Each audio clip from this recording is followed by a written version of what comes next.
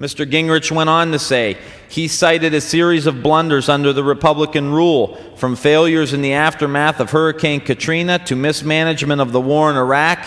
He said the government has squandered billions of dollars in Iraq. Newt Gingrich, former speaker, conservative Republican, he went on to say in the same article, quote, they are seen, the Republicans, and as my good friend from Florida loves to point out, the man who gave birth to the Republican Revolution is now calling the Republican majority they.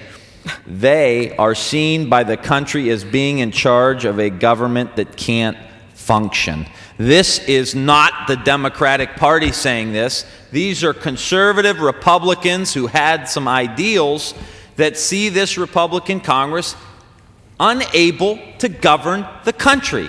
Pick an issue. The war, down. Pick an issue. The prescription drug bill, not working. Pick an issue. Katrina, FEMA, not working. Education costs, through the roof. You're in charge. You're in charge of the House and the Senate and the White House. Pick an issue.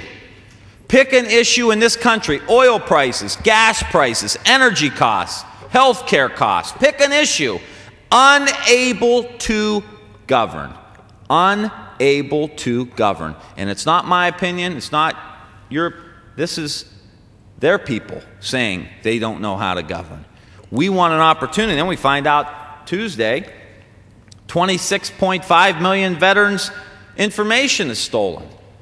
I mean, you can't consistently run down government and then expect it to work.